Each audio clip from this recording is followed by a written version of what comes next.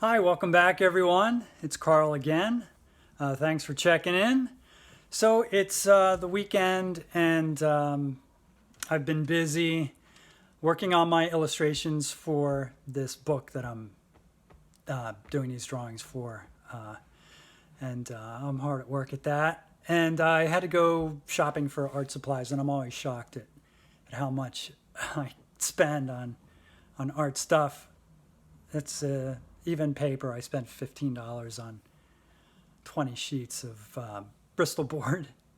But that's okay. It is, there's one of those expenses for whatever reason. Art materials are just expensive. So I want to talk a little bit more about the shark and why I chose that subject for my painting. In my previous work, I've done a lot of cats and dogs, and I've done a raven. And I have two terms, two concepts that I use. Anthropomorphize, and zoomorphize. Anthro, of course, meaning human, and zoo meaning animal. So that's basically anthropomorphizing is assigning human emotion to an animal, or anything for that matter. So it's clear to me that cats and dogs, especially, exhibit, to me, human emotions like love, and they recognize you, they miss you. So in my mind, that's pretty clear. It wasn't always clear. I thought they had a form of it, but I'm pretty sure it's darn close to what we feel, love and connection. And I've felt that with my animals in the past, and it's, like I said, it's very clear to me.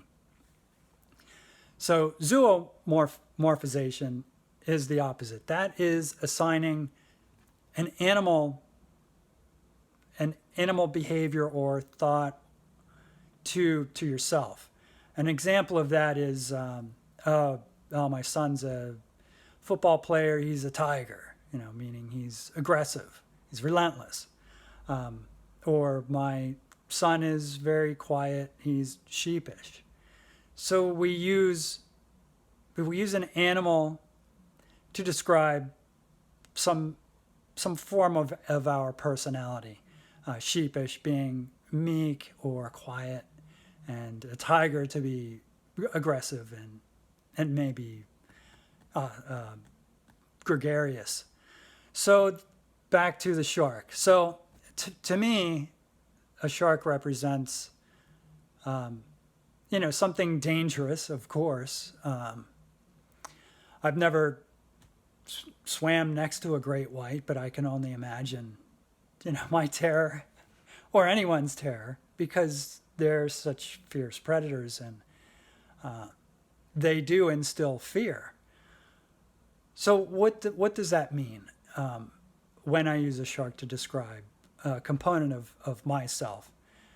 That means that there is something inside that terrifies me, and I'm hoping that you can empathize with that feeling. There's, people are afraid of many things: afraid of heights, afraid of failure, afraid of death.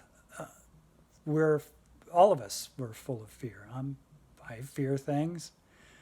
But the shark, for me, represents something very specific, and that's addiction.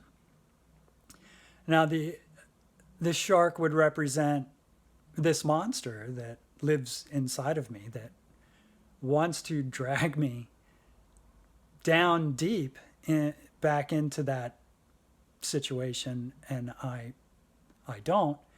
So I'm in conflict with that all the time. So I painted it purposefully because it was something I needed to express, and I wanted to. Somebody commented on blackness of the eye. And yes, it's true. But I wanted, like sharks' eyes are black. There's not a whole lot of depth to them. And that's kind of how I feel, is there's no consciousness. There's no thought going on in a shark behind that eye. There is nothing there other than raw instinct and raw power and its need to eat. That's all it is an eating machine. And like I said, that is addiction in a nutshell. All it wants to do is be fed. It wants to be fed, and it won't stop.